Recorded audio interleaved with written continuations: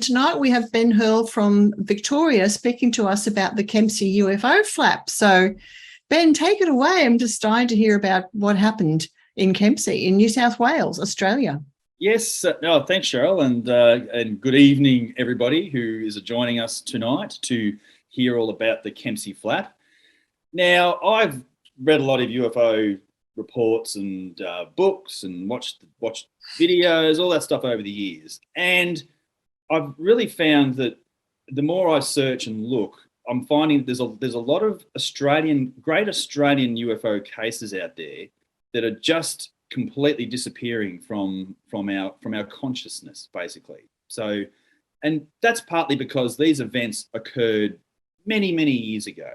So, and that's a real disappointment.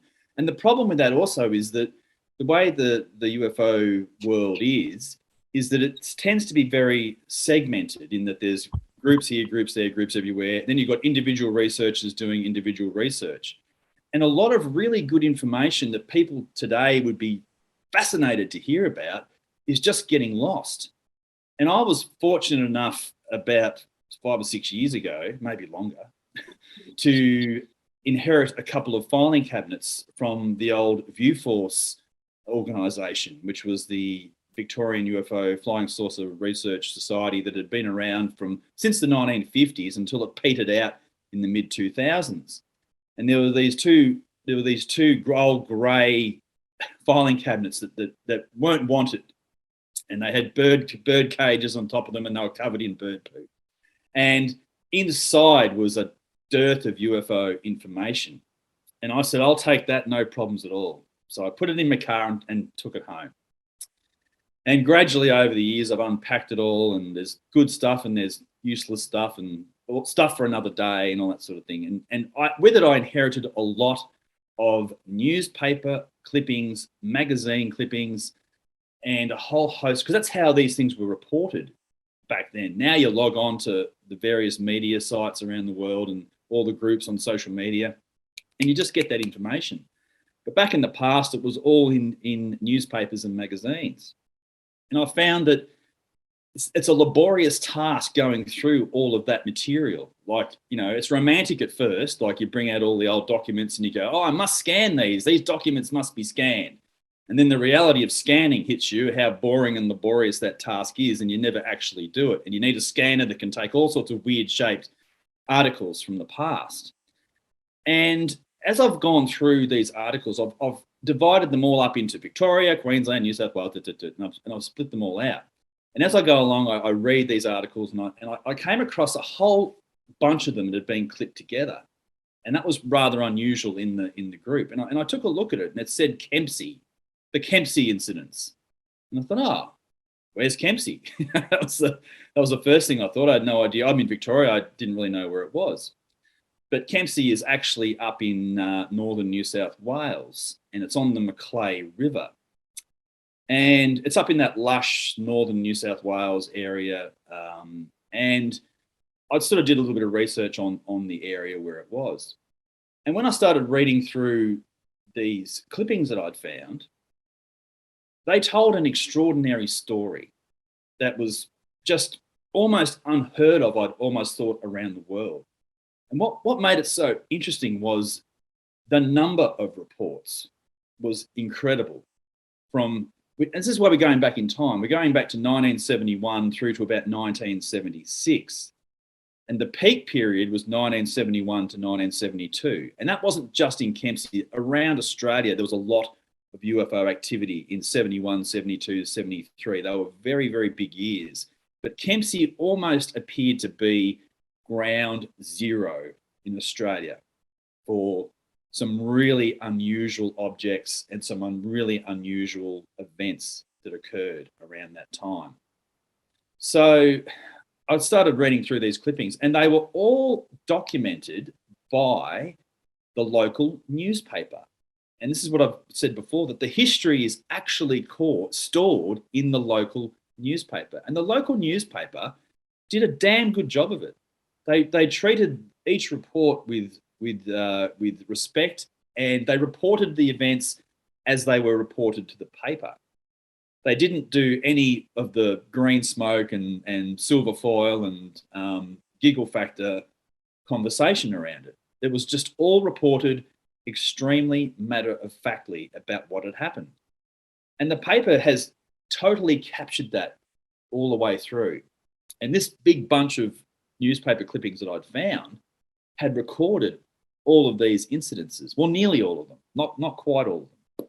I was able to get some more as I started looking into it. So it's really walking the history via the Argus newspaper that documented these reports. Now you look at 1971, 1972, it's 50 years ago. So, like it's such a long time ago when all this happened now. And I thought to myself, I live in Victoria, I'm too far away, it's northern New South Wales, I haven't got any opportunity to go and try and find witnesses. Now, a lot of these witnesses would probably be dead by now too. Like they could have been 30, 40, 50 years old at the time in 1971. They're not really going to be with us now in 2022 unless they were younger, and there were some younger witnesses there. But if I lived in New South Wales, I'd do a lot more work to perhaps try and find some of the witnesses and talk to the witnesses and that sort of stuff. But there's really enough in the newspaper articles to sort of just not to justify going to that level or extent. But what is there is extremely interesting. So I'm just quickly going to, now I'm pretty new to screen sharing, but I'm going to share this one with you all, and hopefully you can see that. So that's just an orientation location picture to show that is where Kempsey is, where that dot is up there. And it wasn't just in Kempsey, it was also in the entire area up there where this had actually, so it was the whole Kempsey district. So from Kempsey into about 40 miles around Kempsey, these reports were cropping up everywhere, from the coastal areas and to about 40 miles inland, all around that river there. So that's just to give you orientation on where it was. The whole thing kicked off with an extraordinary incident. And it's almost an incident that you would not believe if it hadn't occurred in the context of the time and the place when it actually occurred. But the first event was extraordinary. And it was reported on Thursday, April 8th, 1971. Now, April seems to be an important month in UFOs in Australia. There's a lot of great cases that have occurred in Aprils across the year. And I'll let you make of that what you will, but I can give you a couple of Victorian examples. You had the Westall schoolyard case was on the 6th of April, 1966. And the Bending Headlights case was on the 4th of April, 1966. There's a couple of examples of great cases that have occurred in April. And I think you'll find that there are certain months of the year where at different times there has been more increased activity. And so on the 8th of April, 1971, a man at a little area just outside of Kempsey, it's only just to the west, a little hamlet called Green Hill. And there's probably, I got on Google Maps and had a look at Green Hill, and even today there's probably no more than 30 houses at the most. And I actually tried to find the house where this particular incident had occurred, but it's just too long ago. The house could have been knocked over, and I only really had some really small things to go on, like the bricks that were the foundation of the house, and they were exposed, and just things like that. And I walked up and down every street in Green Hill trying to find this house. But I have to say that a couple of suspects came up that might have been the house, but there's no definitive way to know that. But this first event was really extraordinary. And this was reported in the paper in a straightforward way. And I give the Argus, the local Argus, just all due credit for treating this first incident in Kempsey as being the way they treated it. So a man at Green Hill claimed that he had been sucked or drawn through a window pane in the kitchen of his home. That sentence commences the Kempsey incident. A man claims that he has been sucked or drawn through a window pane in the kitchen of his home. April 1971. And the man, who was aged 34, fell 7 feet to the ground outside his home, but he was unhurt except for minor cuts on one hand and arm. And the man was terrified, and he told his wife that he saw a small, strange, saucer-shaped face at the window, and that he was drawn out through the glass by some unknown force. And his wife said that she heard breaking glass in the kitchen sometime after 10 p.m. and thought that her husband had just simply broken crockery or glasses that were drying on the sink. And she ran out into the kitchen and saw his legs and hips disappearing horizontally through the top half of the bottom window. And that's the basics of it, and I'll talk a bit more about it. And you'd say, okay, that's a really strange, isolated event. But the incident had come a few hours after a number of Kempsey people had reported a strange bright light in the West Kempsey sky between about 10 past 6 p.m. and 6:30. And the man's identity was never revealed, and it wasn't revealed in the newspaper. And he wanted to protect himself from unwanted publicity. And he was an Aboriginal man. And he vowed that he would not live in that house again. And he moved to Sydney, and he wanted his wife to go there with him. But she said that she couldn't go because of the children. And even though that she would prefer not to stay in the house, there was nowhere else for them to live. So she stayed in the house. And she said, I don't like it. I sleep with the blankets over my head. I guess I'm scared too.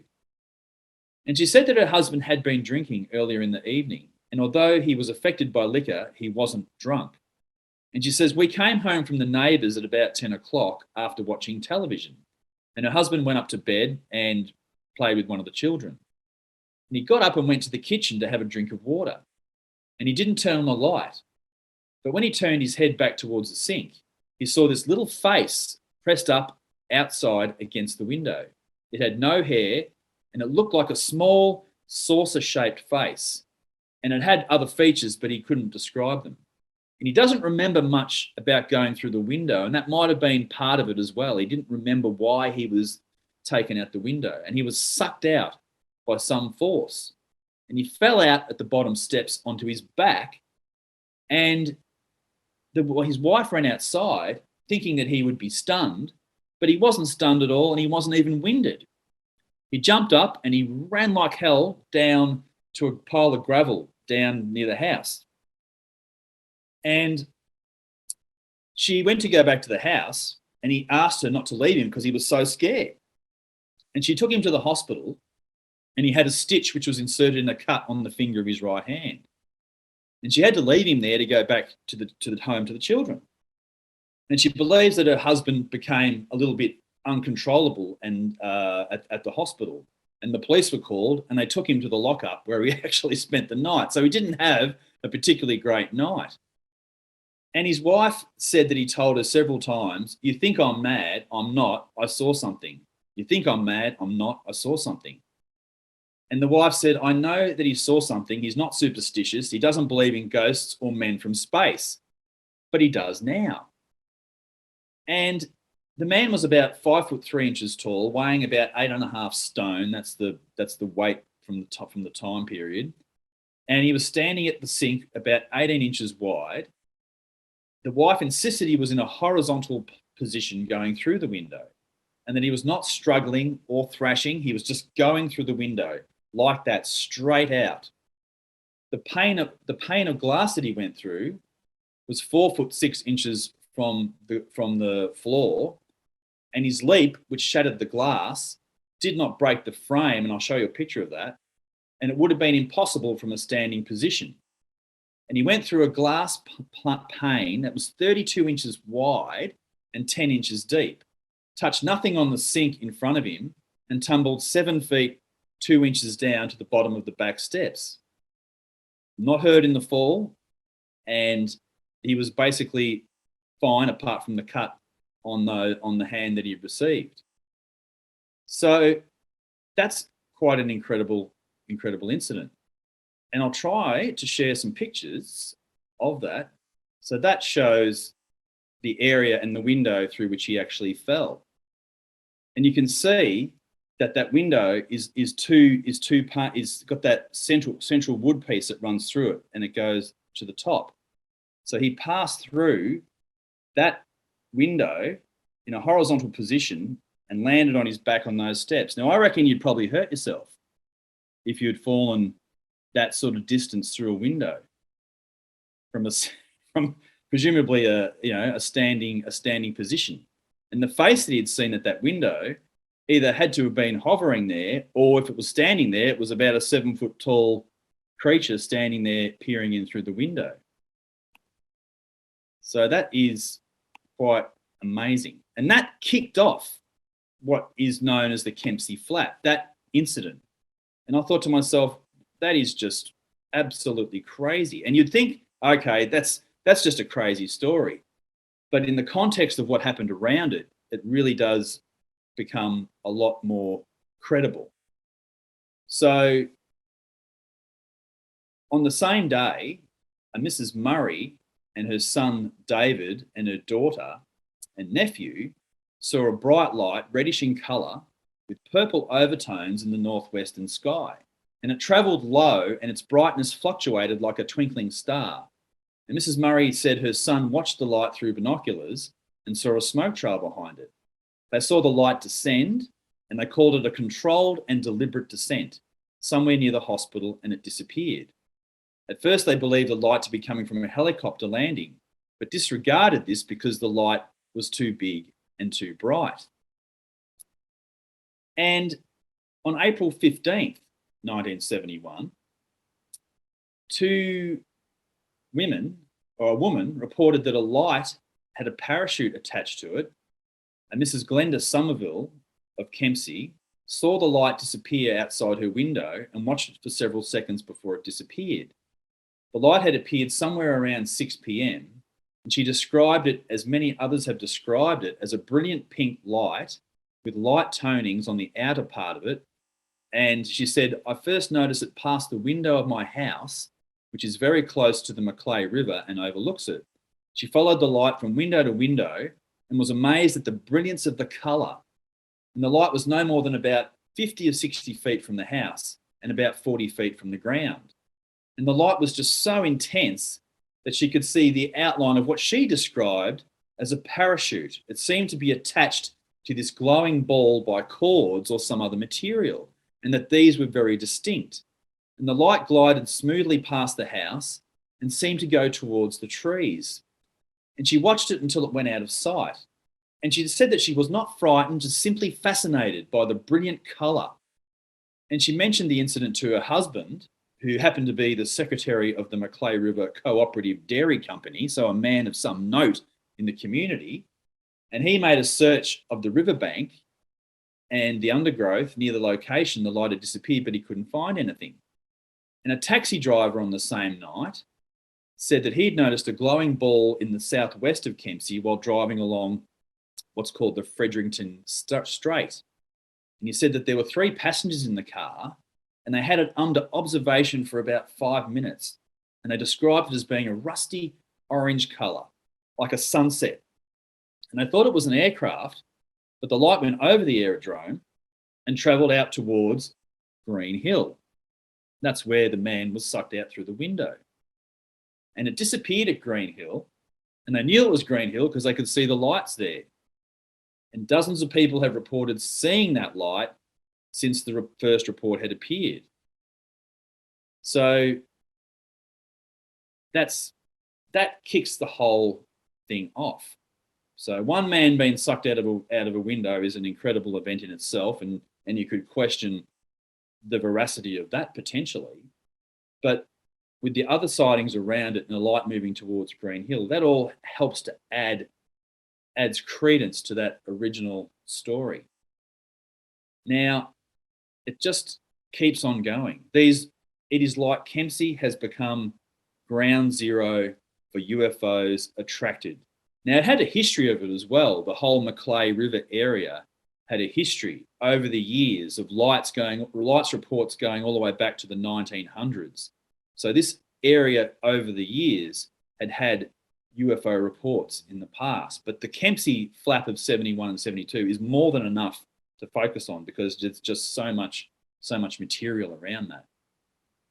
So on April 17th, 1971, a witness at Southwest Rocks. Southwest Rocks is to the east of Kempsey, and it's right on the coast. And a resident reported a ball of fire. And Mrs.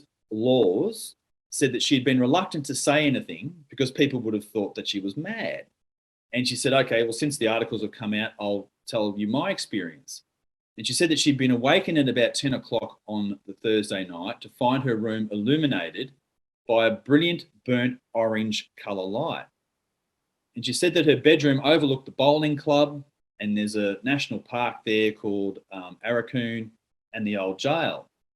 And she got out of bed and pulled the blinds back and saw a huge bright light, 8 or 10 feet in diameter, near the bowling club. And she thought that that bowling club was actually on fire. And she saw this great ball of light, and she described it as a beautiful sunset. And she thought it might have been a flare from a ship in distress, or that she'd been having a nightmare. And then she saw the light come down slowly to earth and disappear behind the bowling club. And she didn't see it again. But her son came home, and he thought that someone was in trouble at sea, and he'd gone down to the local Ports Authority and reported the incident. But they told him that no one would have been using a flare like that as the one that had been seen. And Mrs. Laws said that she watched this beautiful light for maybe 5 or 10 minutes, and she'd never seen anything like it before. And that description of beautiful light, amazing light, comes out again in so many of these other reports. And then there was another report seen over Kempsey, and a Mrs. Dulcie Rossiter, now that's an old name, Dulcie, and she lived near Green Hill, and she said that between 6 p.m. and 6:10 p.m. that she saw a huge bright light moving towards Kempsey from the direction of Dolconchi Mountain, which is sort of just south of Kempsey and not quite across to the ocean. And she said when she first saw it, she thought it was an airplane, but the light was simply too bright, and it was a deep orange colour, and it turned red as it drew closer. And Mrs. Rossiter said that the light under view for 5 to 10 minutes, and she put binoculars onto it and saw that it was trailing smoke. And the light appeared to go behind some trees on the riverbank between the town reservoir and the hospital. And it disappeared from view, and she could still see the trail of smoke. It's another report. So some of these reports are sort of smaller reports, but they're all still good, relatively close proximity reports. It's not just distant lights in the sky. And all these little cases just riff off one another, and they just keep rolling on. And on April 20th, 1971, a Christmas Creek resident, which is in just outside of the Kempsey area, said that he had found in his fields 2 circular patches of grass that had been scorched as if an iron had been placed on the field. And he said that he had not known what to make of his find because people wouldn't have believed him anyway. And because these reports had started coming out in the local media, like everyone else, he came forward to report his story. So he found a scorched area of grass in what he called the long corner paddock that was 20 feet in diameter. And he'd noticed it because it was round, and he took another look at it, and there appeared to be no reason for this scorched round mark to be there. It appears as if something had been standing in that area. Since it had gone, the patch of the grass had started to recover and was growing well. And you do hear that. You hear 2 things when it comes to trace cases. You'll hear that there's burnt marks on the ground, press marks on the ground, and then you'll hear that the grass grew really well after the object had gone. And at the prompting of his wife, his gentleman's name was Mr. Yarnold, he recalled that a burnt patch about 10 feet in diameter had been found the previous year in a paddock about 200 yards from the homestead. That patch appeared overnight, and they said there was nothing there the day before, but the next morning there was this patch, about 3/4 of it looking as if it had been scorched by something hot. And on the same property, their 14-year-old daughter, Sue, had drawn the family's attention to a number of strange lights at night. Now, at that time, Sue was a second form student of Kempsey High School, and she could certainly still be alive. And an amateur astronomer, she was an amateur astronomer as well, who took an interest in the sky. And she's adamant that the lights are not meteors, flares, weather balloons, satellites, or fireworks. And she said on the Easter Saturday night at about 10 p.m.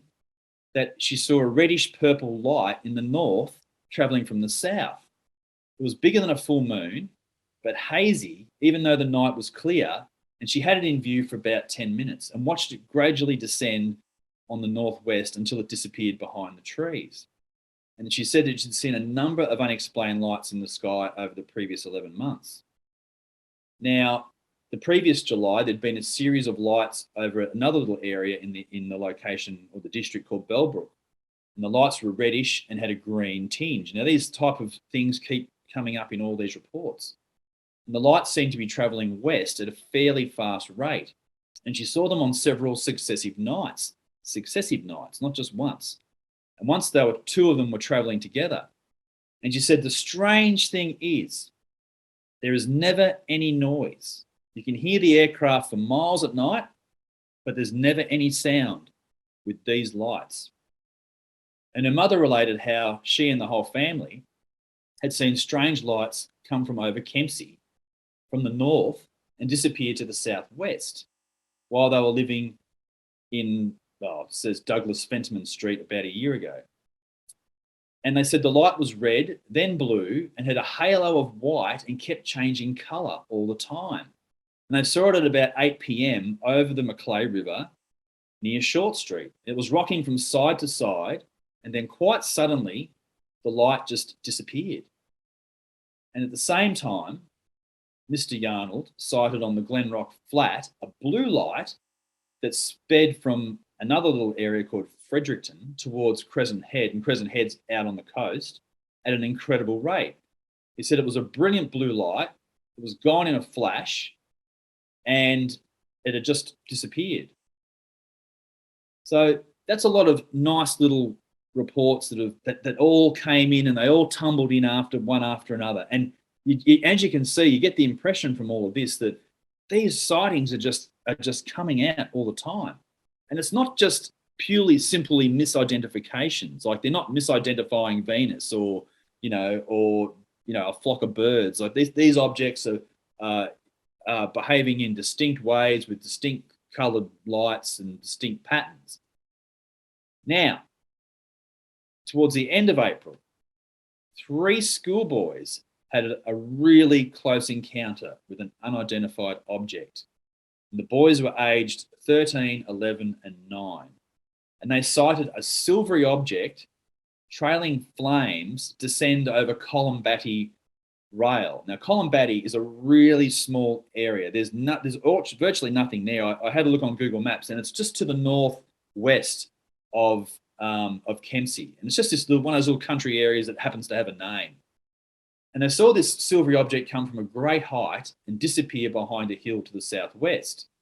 And the boys were all terrified, and they told their school teacher, and as the object began to drop, 4 legs came out from underneath it as it swung down low over their heads and banked away as if to land. So the boys were Peter Fuller, his brother Christopher, Ronald Donnelly, and they're all 13, 9, and 11. And it was about 8:30, and as they were waiting for the post office to open. And that story came within minutes of another report from a Mrs. Faye Bonney of Temagog, another area in the little location of the district, that she had seen a dazzling ball of light suspended from some object that she had watched land and move away. So this is interesting in relation to the other events. She saw something suspended from something, like that other report that I spoke about earlier. And the boys, basically, the old Christopher, who was 11, he looked up in the sky and he saw this object just start to come down. He saw this little dot get bigger and bigger, and it seemed to be a ball of fire. And he ran to his brother and Ronald, and he pointed to the object to them, and he said, "Look up there, guys, there's something coming out of the sky." And the object had dropped through the atmosphere at such a rate It was now almost directly overhead. There was no sound at all as the object came into view and passed over the boys. It came down fast as if it was a jet, steeply, and then it started to lose speed. And that's when the four legs descended from the silver object, and they had these little foot pads on underneath them. And as it descended, the legs come down, and the fire started to drop away from it, and they saw that it was shaped a little bit like an egg, and it had big square windows all around the side. And they could not see the top of the object, and it came down and seemed to be about 200 to 300 feet above them. And they could see the windows on the side of this craft very clearly. And the thing started to wobble, and it banked like an aircraft. The legs came down, and it disappeared over the other side of the railway and went down into a gully. And the boys were just absolutely terrified. And the boys said that the object had no resemblance to any flying saucers that they'd seen in comic books or anything like that. And the one comment that they made was, "We were scared and don't ever want to see one again." And the teacher separated the boys as soon as they had told them and asked them to draw what they had seen. And all the boys drew exactly the same thing, an elliptical object with windows around the bottom and exhaust flames coming out and the legs being extended out from it. Now, they went and to try and find where it came down. And frustratingly, as so often with UFO reports, they couldn't find any sign of it actually landing, despite the fact that it's had legs coming out of it and it's descending down to the ground. So that was really, quite interesting. And nearby is the little area of Temagog, and that's where Mrs. Bonner said an unusual object in the sky between 10:30 and 11 p.m. She'd been awoken by her dogs, which had begun barking as if disturbed, and they were barking furiously. And she got out of bed to go and quieten them down. And she looked up and saw this brilliant orange light traveling in a northwestern direction, and the light was huge. It seemed attached to something that looked like a parachute. So here's this description, and they're only using the terms of the day. They're describing like a parachute object with something beneath it, traveling along, seemed to be attached by something. This is the second report that indicates the same type of, or third report that indicates a similarly strange object. And she watched it for about 5 minutes. She woke her husband up, and he rolled over and went back to sleep. Now, I'd be leaping out of bed to go look at something like that, like no question about it. And she saw it come down, and it appeared to land in a nearby property. It came down slowly, and it lit up everything around it. Absolutely everything was lit up. And it went behind some trees, and she could see half the light above the trees and an illumination through the trees. And then everything went black to complete darkness. And she said she got out of bed the rest of the night and kept getting up to see if the light had reappeared. And it didn't come back on again. So that's, I hope you can see that, like, there is just a whole amazing amount of reports. And that's what got me excited about this whole incident, was the fact that the quantity of reports, the quality of the closeness of the encounters, and basically the credibility of the locals, who, for the most part, were all terrified to talk about seeing something strange. None of them wanted to report it until someone else had reported it, and then you have the avalanche effect of everybody else reporting their sightings as well. Now, this is when another really strange event happened. Now, this was over on the coast, and two fishermen reported seeing strange lights off Crescent Head Beach, and hearing a noise that sounded like gravel being crushed, but only 10 times louder. So the two men were Mr. Ian Farrowell and Mr. Jack Casey. And they said that what they had seen had frightened them so much that they left the beach hurriedly and went straight home. And for Mr. Casey, this was the second experience he'd had of almost the identical experience that he had a week earlier. And on the Easter Sunday at 9:45, he was fishing in the same spot. He saw lights and heard a noise out to sea that could not be explained. And while fishing with Mr. Farrowell, there had been strange lights seaward and a sound of loud grinding noise at exactly the same time. They left their cars at a little beach spot, and they'd walked 2 miles with their fishing rods south of the car. And I thought that's amazing in itself, to walk 2 miles south of the car to begin their fishing. And they saw this light up in the sky. And they were baiting their hooks. They looked up and saw a large, dull red light in the sky. And it seemed to change colour to an orange shade and was twice the size of the moon, which was directly above. And the light was right out in the shipping lanes and low above the water. And it moved slightly to the left, then slightly to the right. Mr. Casey said that when he looked up, the light had turned to a blue-white colour from a red colour and became smaller and smaller until it disappeared. And they watched it for about 3 or 4 minutes. And the strange thing was that while the light was in view, there was no reflection at all on the water. There's big bright lights in the sky hovering above the water, and there's no reflection on the water. And both men said that when the light went out, they heard this terrible noise, and it seemed like a motor noise, like a gravel crusher working, only 10 times louder. And that's really strange. And as they walked back over the sandhills to their car, 2 miles, they saw what seemed to be a cloud out to sea. And Mr. Farrowell said that he was sure it was a cloud, but then he saw a dull silver disc object over the sea where the light had been. And they could still hear the grinding noise, even though the sea was rough. The noise could be heard when they got back to their car and drove away. They could still hear the noise. And Mr. Casey, who had had the experience twice, he'd been fishing in the same location, and on that occasion he saw 3 lights moving out along the fishing lane. And this was about 9:45, and he saw 3 red lights which seemed to have blue through them, and we've heard this before, coming along the coast from Point Plummer. And it seemed at the time that the lights could have been flames from an exhaust.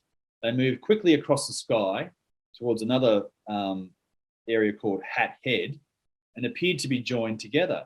And it only took them 5 minutes for the lights to pass across the sky. The first light went out, then the second light went out, and the third light stayed in view. There was a terrific noise, and all the lights came on, and they started moving towards Maguire's Crossing, where they had originally parked their car, and seemed to pass between him down to the beach, and he went straight back to the car and he left. And he said there were 2 other people on the beach at the time. They saw the lights and arrived back at their car at the same time he did. And on that occasion, the noise at sea could still be heard as he drove off. So that's an incredible story as well. The reports just keep coming.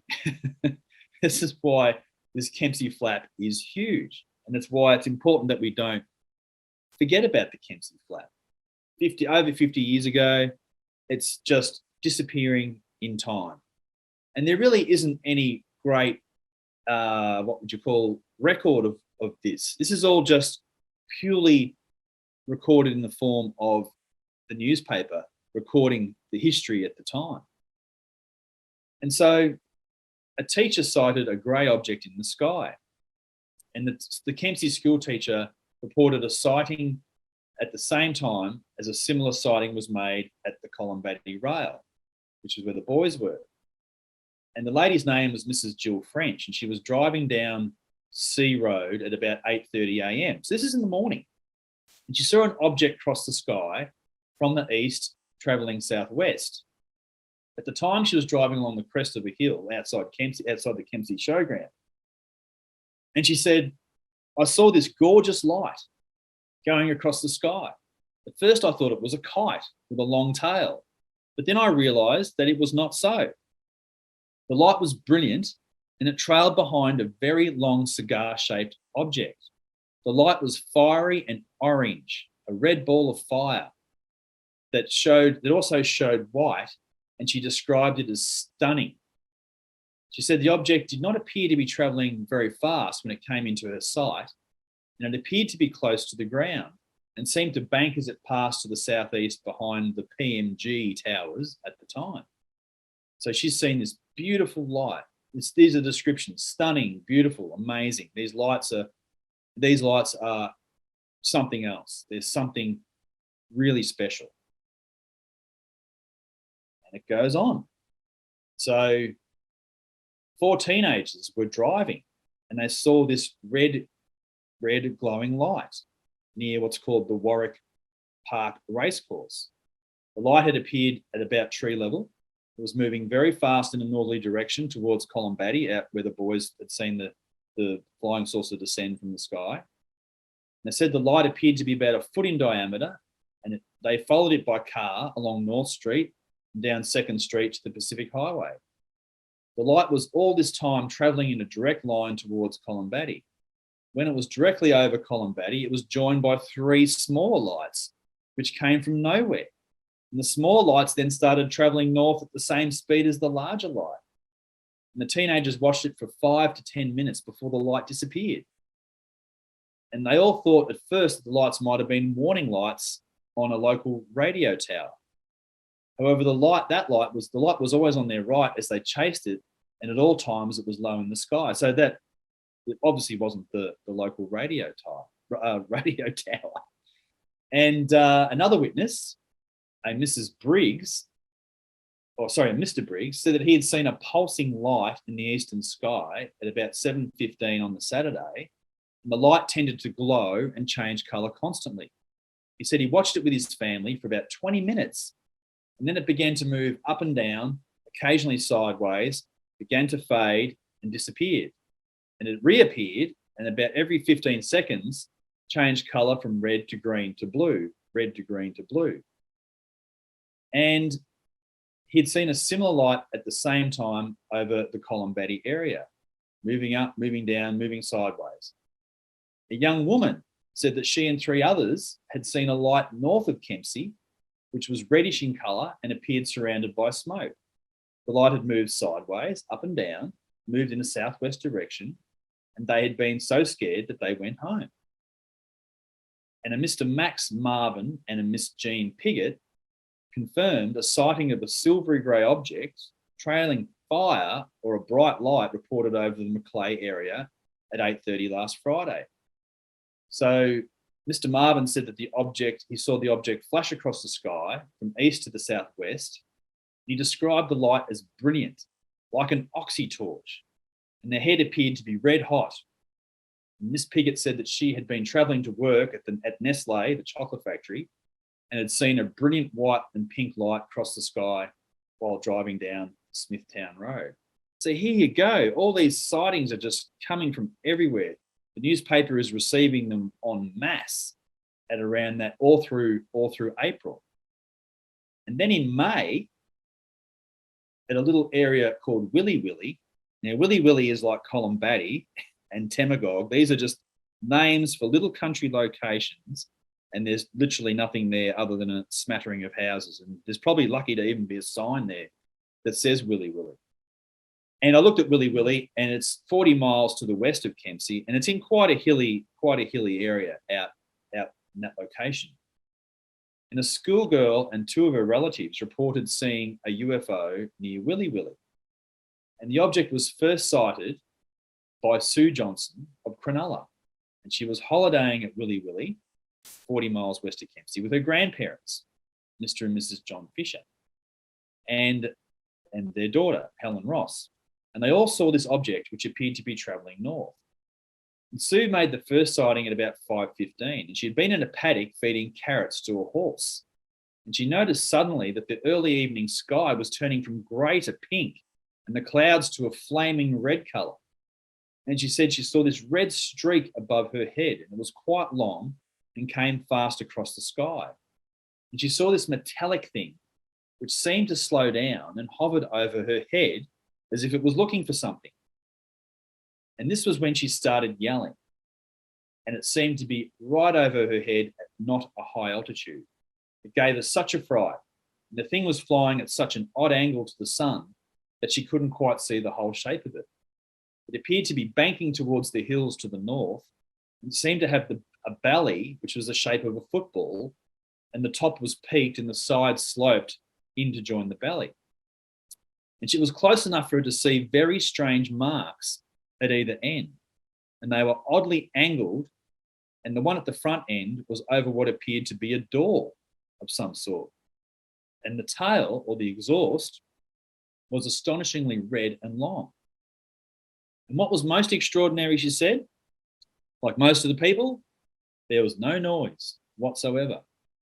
The thing seemed to be so close to her that if it had been an aircraft, she would have been absolutely deafened by the noise. There was another strange thing.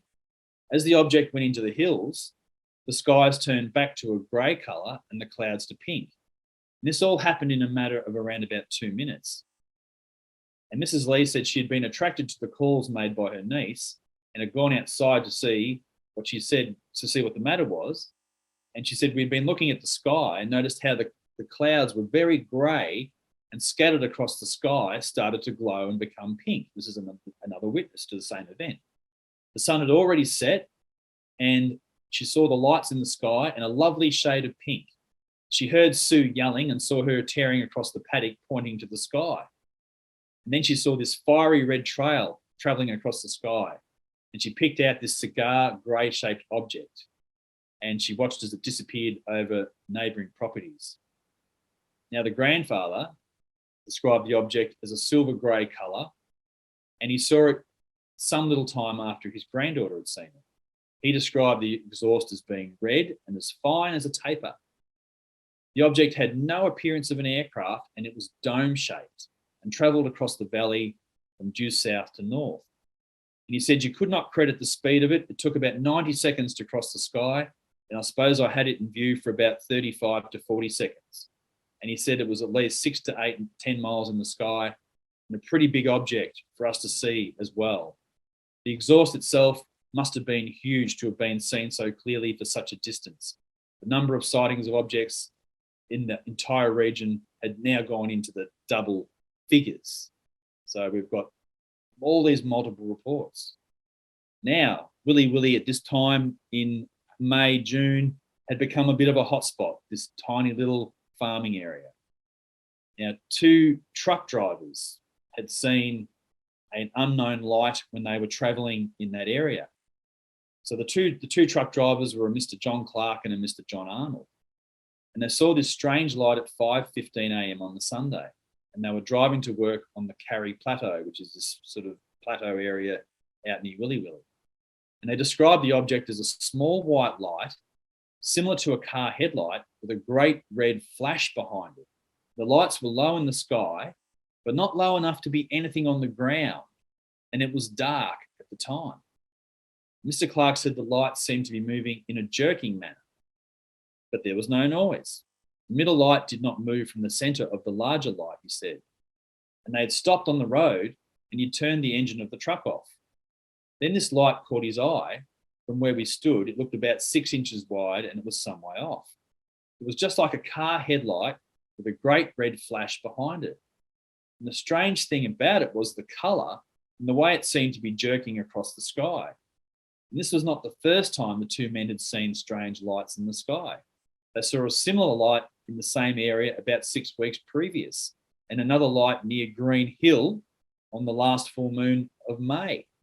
Green Hill being where the man had been sucked out the window. Moving through June 1971, strange lights were seen in Willawarra, which is right near Willy Willy, all in the same location. 5 people had a UFO in view near Willawarra for nearly 30 minutes. And the sighting was made by a 4th form schoolboy, Graham Farrell, 16, of Taruka. He called his mother, who was the postmistress, Mrs. Dot Farrell, and his sister, Julie, and then telephoned the neighbours. And he said he'd first seen the object at 9:10 p.m. when he saw what he believed to be the light of a vehicle on top of a hill near the Taruka turnoff, just north of its intersection with the Kempsey Armadale Road. He said the light suddenly appeared in the sky and 30 minutes later, just as suddenly disappeared. And he used binoculars to determine the shape, which he described as being like a helmet. He said the object was surrounded by a pulsating red glow, but the top gave off a steady orange light. And there also appeared to be a horizontal light, which produced a spectrum effect as if the object was rotating at high speed. And he said that for the half-hour period the object was in view, the family's radio was subject to interference. So back in 1971, I suppose TVs were not in everybody's household at that particular point in time. The radio was subject to interference. And the UFO was about half a mile high in the sky and about a quarter of a mile from his home. In size, it was about half the length of a small aircraft that he estimated. And his mother said that on Tuesday and Wednesday nights at about the same time, she had seen a stationary red light over the same area, but a lot higher. And on both occasions, she had watched the object for about 10 minutes. And she had noticed it because it had been red in colour, bigger than a star, and the light had been constant. So another interesting report. Now, as another little aside to all of this in the area, by September 1971, students from the Kempsey High School are setting up a UFO detection centre near Taruka. And the spate of sightings in the area had prompted the students to set up the base. 10 students had formed a branch of the Sydney UFO Investigation Centre, and they hoped to have their new headquarters operational by the end of that year. The base was going to include a magnetic UFO detector working off a high aerial that detects sounds and alarm when placed in a magnetic field, a classic characteristic of UFOs. And they said they hoped that local residents throughout the area would act as spotters for them, advising them of sightings. And the students had already kept several all-night vigils in the area and had sighted UFOs on many occasions. So the local high school had seen fit to turn it into a bit of a science project. So by September, they've set up this little UFO group out there. And by November 1971, a local boy who lived in the Taruka area out near Willy Willy, his name was Leslie Farrell, he was 17, he had taken a photo of an object and his attention had been drawn to it by a neighbour who telephoned to say that he had seen something unusual. Les picked up his camera and went outside. He saw a bright object in the northeastern sky, about halfway between his home, the Taruka Post Office, and the Armadale Road. He used a spectrograph across the lens, hoping that the spectrum of light from the UFO would appear on the film. However, the distance was too great to be effective. And what he did capture was a helmet-shaped object that appeared to be ringed in orange-red. And the colours varied from yellow to a creamy white centre. A mauve band was visible through the neck at the top where the whitish light merged into the orange-red. So these lights are very dynamic lights. They kind of meld in, they change colour. They've got different colours moving through the lights, which is quite a fascinating aspect about all of these reports. These lights are showing blending multiple changing colours in what's always described as being highly unusual colouring in the lights. Now, interestingly enough, the same boy had found a piece of slag near Willy Willy about 12 months previous, and it was in open country and it was hot when he found it. And other rocks within a foot of it were also hot, even though it was on a winter's morning. And the slag could not have fallen from a truck, and no flying objects use this type of material. So there was no good explanation for this hot slag to be laying on the ground when he picked it up. And that was sent off for analysis as well. And it was a very heterogeneous type of rock, tan coloured with horizontal black streaks of porous material, light in weight, much too light and too porous to be from a meteorite, and totally foreign to the area.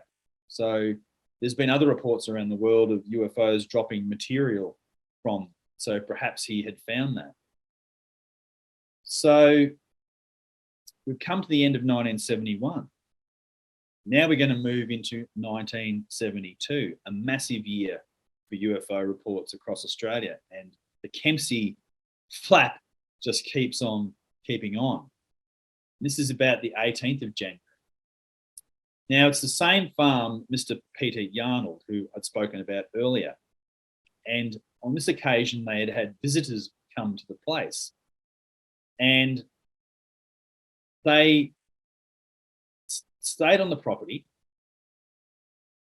And at about 3 a.m., they'd seen a light near the barn. 40 feet away was a brilliant white light, about 18 inches in diameter. The light was triangular in shape, except where the sides curved around the base, and was no more than 4 feet from the ground. And it appeared to move towards the witness. And she fled inside in fear, the visitor, to the property. And her husband, who was following her out of the house, was in time to see a bright glow behind the barn. But he did not investigate it. These men that don't investigate. And Mr. Peter Yarnold, whose property it was, woke up shortly afterwards. And when they got outside to see a pulsating light disappearing in a western direction. Now, 2 of the girls had been sleeping in the barn for the past fortnight, added further mystery to the story. The girls said that they had been awakened on several occasions between 1 a.m. and 4 a.m. by a feeling that the barn was shaking violently. And they thought that cattle may have been rubbing against the walls, but at no time had they heard movement or sound outside.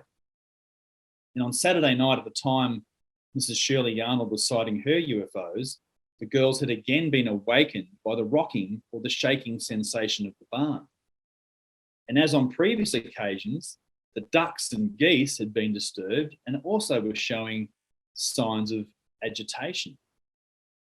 So this is high strange stuff. This is really good reports. These are animal interaction cases. We've got landing cases. We've got a man seeing a being and all these strange lights appearing and flying around and doing all sorts of strange things. So that's the picture that he took. And this report of a helmeted shape object comes into the picture too. People were reporting this thing and they were describing it as looking like a helmet, and that it was bright red around the bottom and it was orange around the top, and there was sort of a yellow color through the middle of it. And that's and at the time this type of object is what was seen. And he's just taken this photo off, snapping it off his hip with his little camera, bang. And you can see that it definitely has that could be an army helmet style shape. And that is actually that's the only copy I've got of it, but that's the actual picture that he took. Thank you. That's all right, no worries, with the technology of 1971. So that was what he actually saw. Really, really amazing. So it goes on. Like, this just goes on and it continues. There is just so much in this. It's just unbelievable. So I'll give you a bit more of what was actually seen at that time. Okay, so where am I up to? Here we go. So around April 25th, 1972, so April being a big UFO month, there was another sighting at Moonabah, which is out in that area. And 2 families lived on adjoining properties at Moonabah, and they sighted a UFO in about the same area as another neighbour, Mr. France Freeble, who lived nearby. And Mr. and Mrs. Reg Purcell and Mr. and Mrs. Howard Lee watched the object for several minutes until it disappeared in a westerly direction towards Willy Willy. So, and on Tuesday at Crescent Head at about 10:15, one of the Argus reporters sighted a brilliant object in the southwest sky that took 20 minutes to disappear in the direction of Kundabung. All these amazing names. And the sightings have this in common. The light is brilliant, emits a flashing red, blue, green, purple and white at about half-second intervals. And Mr. Purcell said that he'd seen a light at about 7:30 p.m. and had watched it with the telescope for about 5 minutes. With the naked eye, the light appeared to be a big, bright light. Under the telescope, he observed 2 lights. The larger appeared green and orange, and the smaller was a dull orange colour in the shape of half a sphere. And he thought the smaller light looked blurred. The light remained stationary in the Willy Willy Tamagrog area for a while before disappearing to the west at fast speed. And Mr. Purcell said the light at one stage disappeared completely, then reappeared with greater brilliance. Now, how common is that in UFO reports? People talk about the light disappearing. And I go, now, did it take off and disappear? Did it just disappear?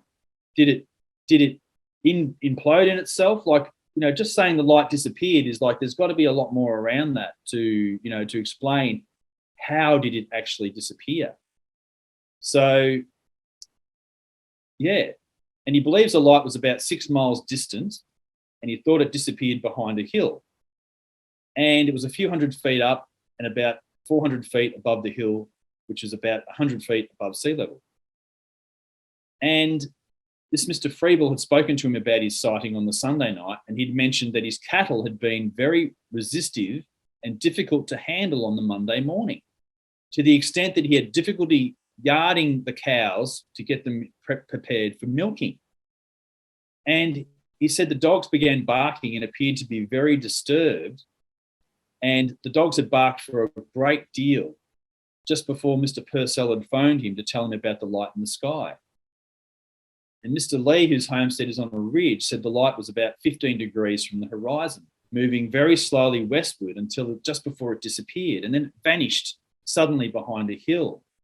And the reporter said that the light seen on Tuesday appeared flatter when seen through night glasses and was somewhat cylindrical in shape. And when first sighted, it was dazzling in its brilliance. And within 20 minutes, it had moved very slowly southwesterly and disappeared behind the top of a hill at the back of what they called mineral deposit houses. And the reporter estimated that when he'd first seen the light, it was an angle of about 40 degrees. When it vanished behind the trees, it was at an angle of about 10 degrees. So the reports just keep on coming in. And moving forward to the end of the month, 25th of April 1972, a family sees a UFO land at Willy Willy. And the family at Moonabah saw a bright light, brighter than any star, come to Earth near Willy Willy. Children, Myra, 12, and Theo, who was 11, saw the light low in the sky, in the northwestern sky at about 7:30 p.m. And they had it under observation for about 6 minutes. Mr. Freeble said that his wife sighted the object and it attracted his attention to it. His wife was looking at the sky and saw this low light on the horizon at an angle of about 20 degrees. And for them, it wasn't possible to judge the distance. And at night, we didn't know how far away it was. It was brighter than any star and had the power of a car headlight. And it seemed to be about 8 inches in diameter. And he knew of no light as bright or as clear that could match it. And he said the only thing that could come close would be a spotlight, but it wasn't a spotlight. It was a clear, glowing light that looked something like a red car light, but it had golden, orange, white light throughout it. Pretty similar description to the photo that I showed you before that the schoolboy had taken. When they saw it, it was stationary, and as we watched, it suddenly began moving horizontally to the south. Then it dropped at an angle of about 70 degrees and came down behind the trees at a speed so fast it couldn't have been anything man-made. So it descended to the ground at a rapid rate of speed. Nothing we have lands with a rapid rate of speed. Even drones, and there were no drones in 1971, don't land at a rapid rate of speed. And Mr. Freeble said the light from the object was visible behind trees for a few seconds, and then it went out. The light was whitish in colour, and they could see it clearly through the branches, and the country around Moonabah is hilly, and he would say the object was about 600 feet above the trees before it dived directly to the ground. And they watched it for some times afterwards, but they saw nothing again, just watching the general area. And he said that the object was brighter than anything that he'd ever seen before, and he described it as horrifying. Now, that's interesting that he described it as horrifying. He thought this light was terrible.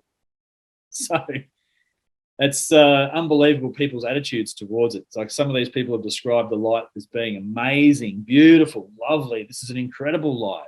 And then you got someone saying that it was horrifying. And I think that's probably more to do with perhaps their worldview at that time and what they thought was possible possible, if they even thought about what's possible in the universe.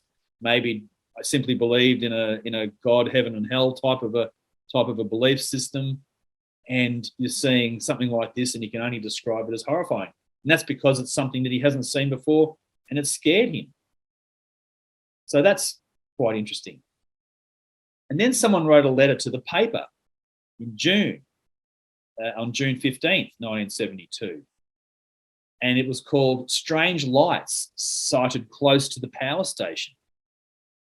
And the letter to the editor started, "Sir, I'm writing to you to tell you about lights I saw on the riverbank on Saturday night, and to ask if any other readers saw them too.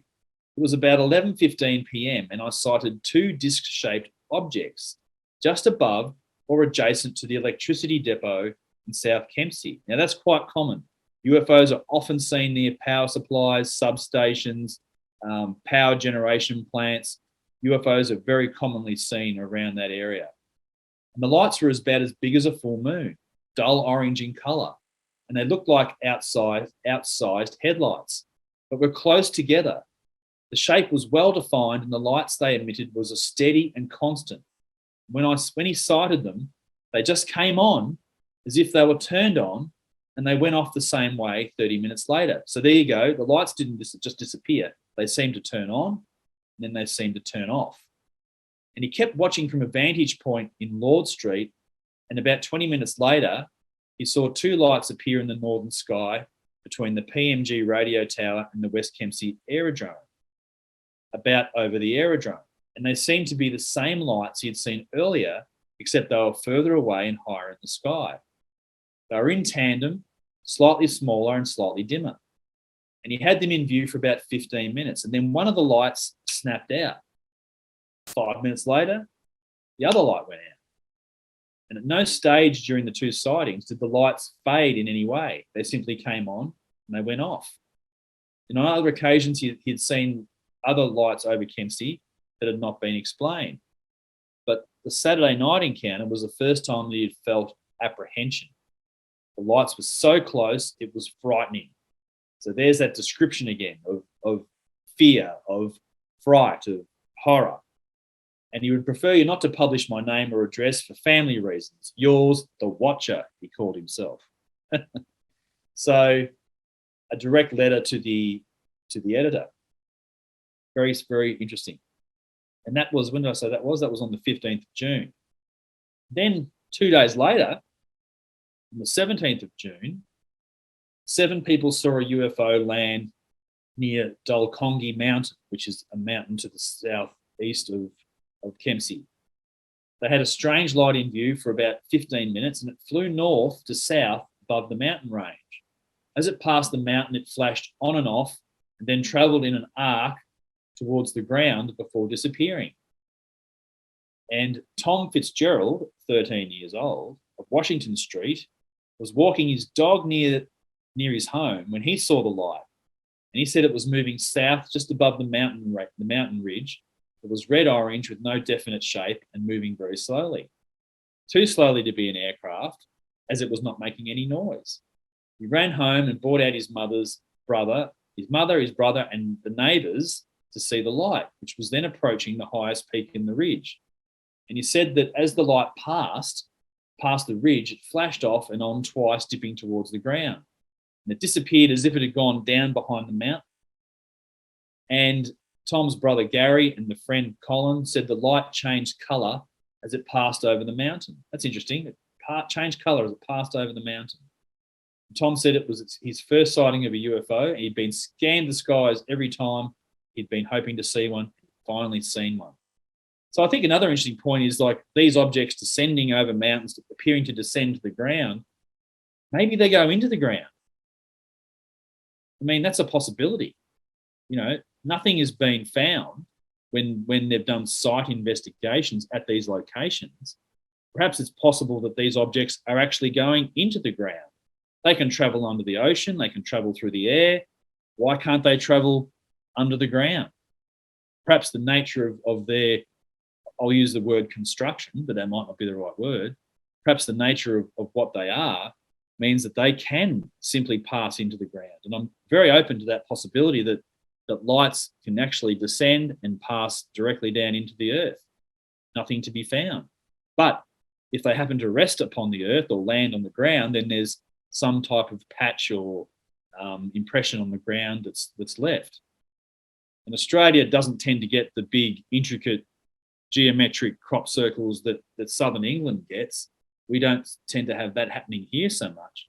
But Australia has had many, many, many trace evidence cases where there is impressions on the ground, and a vast amount of them.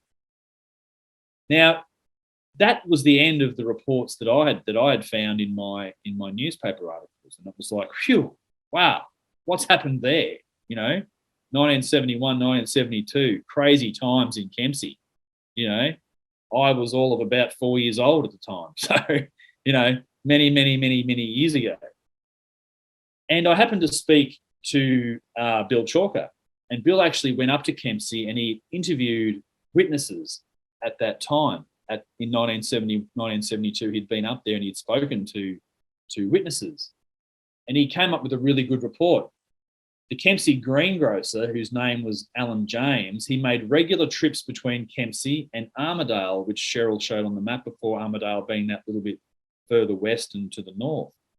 And at 4:30 a.m. on the 10th of September 1972, he noticed a strange purple glow coming from behind trees near Georges Creek.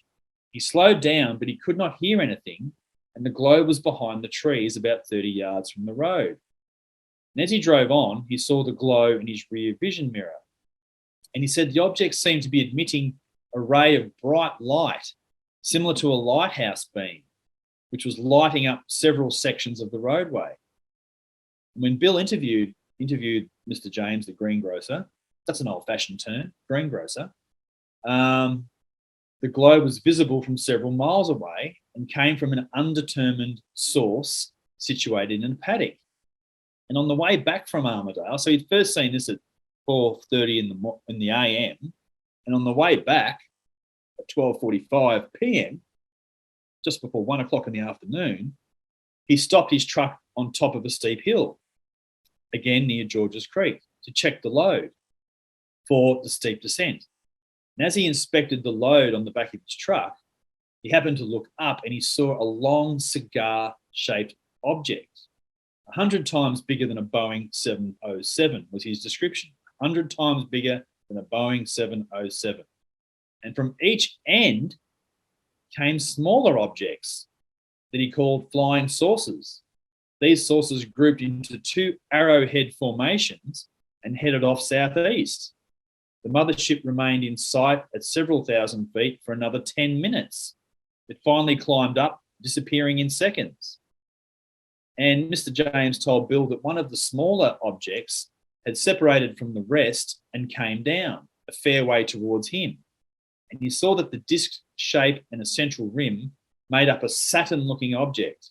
So it was kind of spherical with what you'd call the rings of Saturn around the outside. And the object was silent, but it had a soft humming noise. So that's the greengrocer in Kempsey in September 1972. Then we move forward to April 1973. So the distance is moving out. Perhaps the sightings are occurring a little bit less frequently now. And 4 teenagers, again, April 1973. April keeps appearing all the time. 4 teenagers were returning from a fishing trip, travelling along the Southwest Rocks Road towards Kempsey. And one of the witnesses' name was Sue Yabsley. And she said they were halfway between Kinchela and Gladstone on Saturday, 28th of April. And when the driver, Alan, said, "Look up in the sky." And she looked up and saw an egg-shaped object high in the southeastern sky. And as soon as she looked, the object simply dropped out of the sky at great speed and disappeared behind some trees. And it took only a fraction of a second to come down and vanish. So that really quick bang coming down out of the sky, which implies to me that they may well go into the ground because, they're not screeching to come to a halt before they hit the earth. When she said she saw the object, it was a bright yellow colour, broken by lime green colours around the head of it as it dived towards the ground. Beautiful object. They kept driving, thinking they had seen the last of it. But when they had driven another 200 yards, she noticed a distant glow in a paddock about a mile to the east. They had not seen the object land, but they had sighted it in a paddock of a property 1.5 miles north of Gladstone. Now, the driver kept driving and he turned around at a farm gate and returned to where Sue had seen the light. And a funny thing happened. It seemed that their headlights blacked out momentarily. There was no light coming from the headlights. And then they all saw the object. It appeared to have landed on the ground in front of a group of trees, and they all saw it very clearly.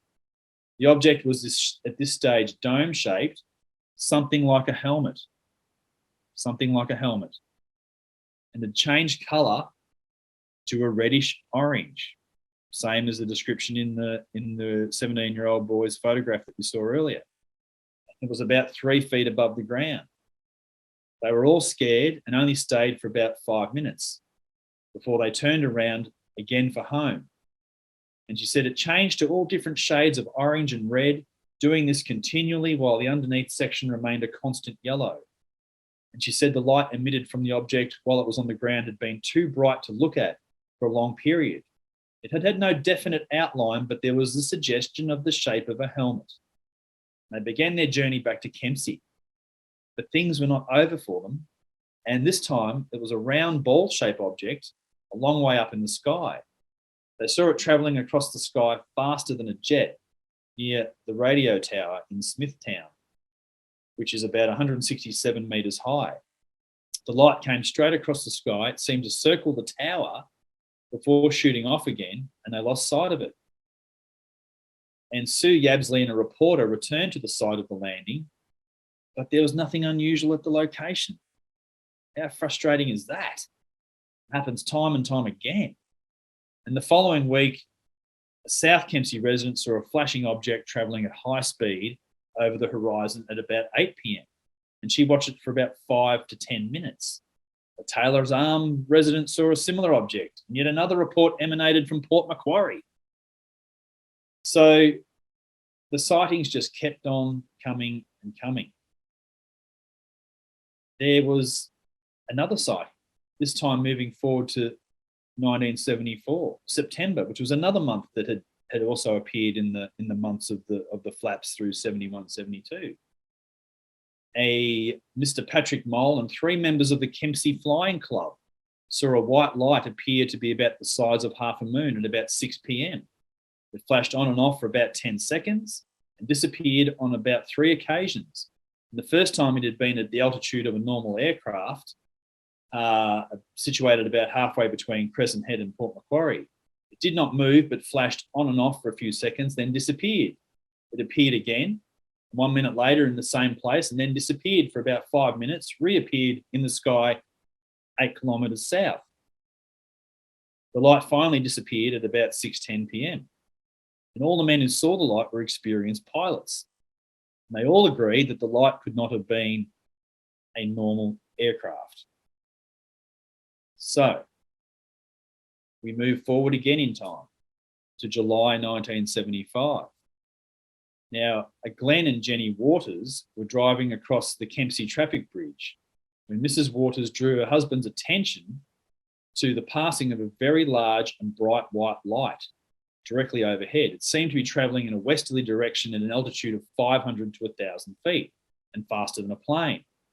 The couple chased the object across town, finally stopping in River Street, and they watched the strange object travel across the valley over the community of Euroka to hover over the Great Dividing Range in the west.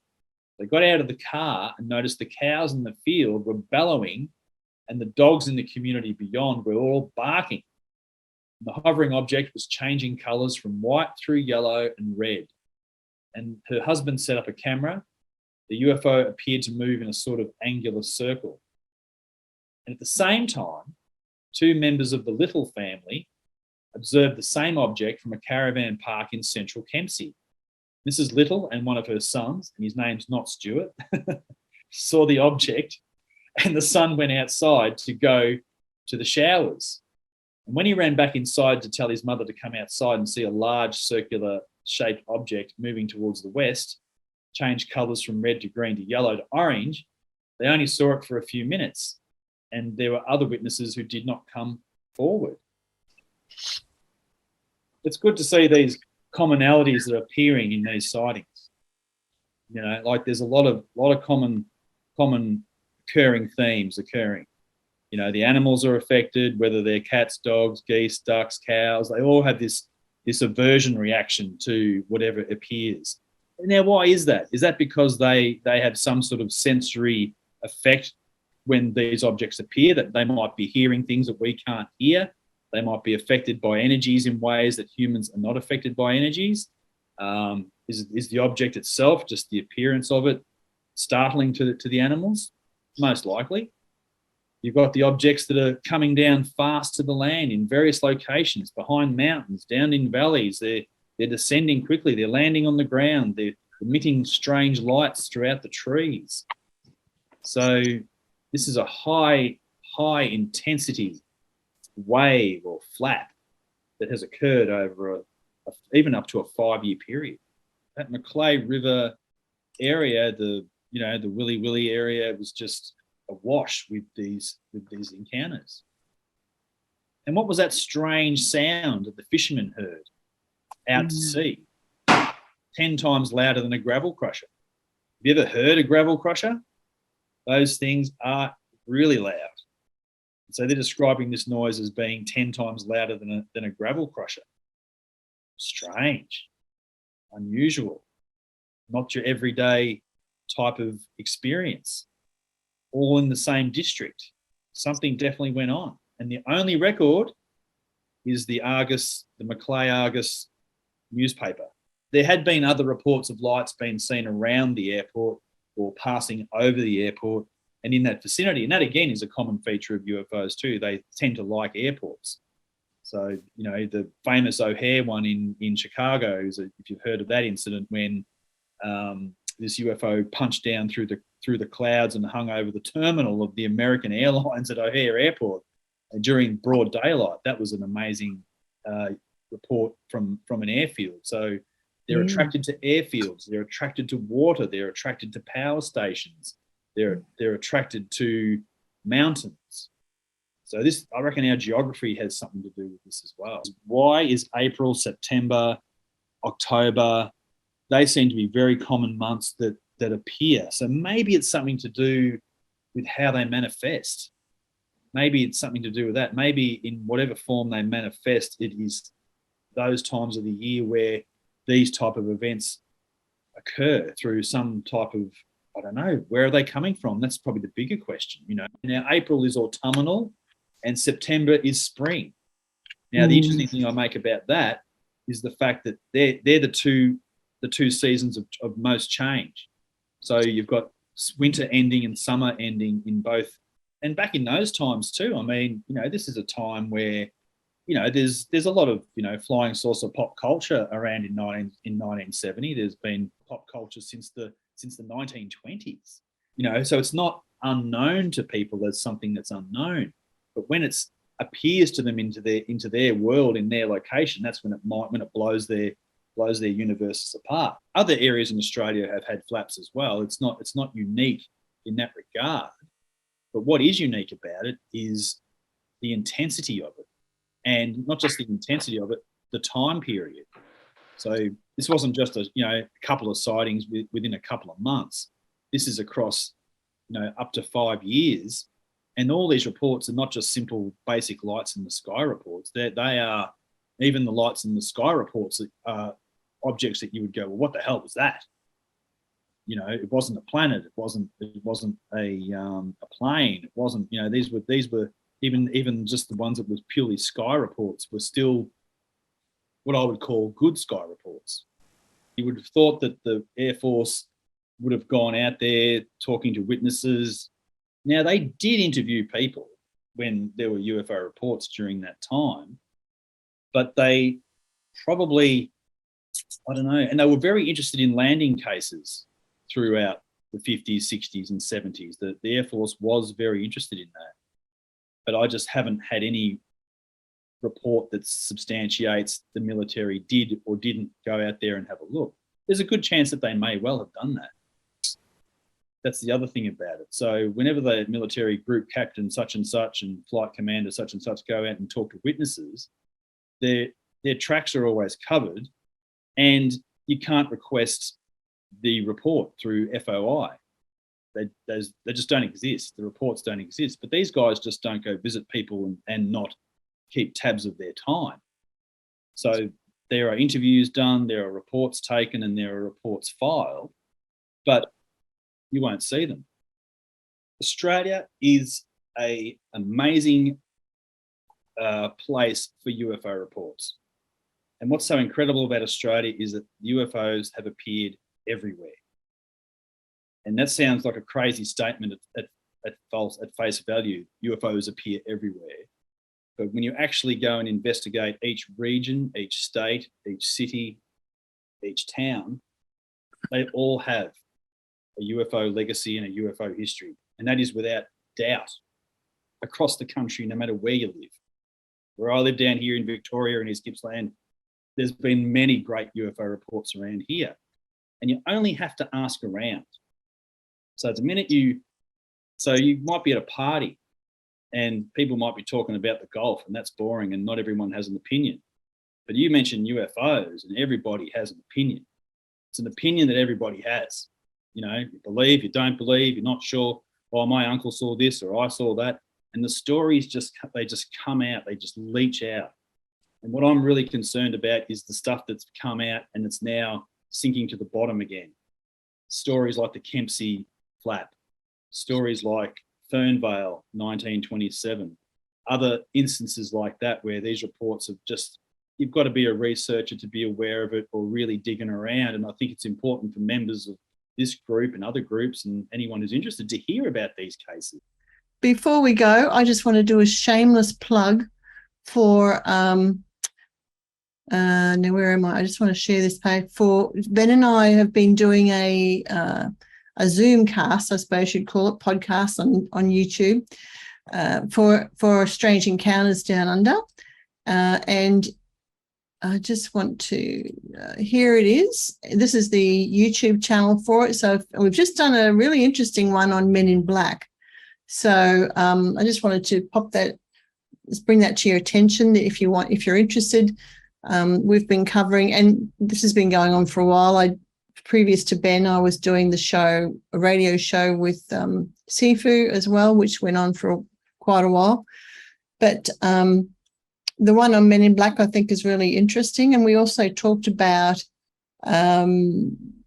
infiltration into various into UFO events that both Ben and I have been involved with.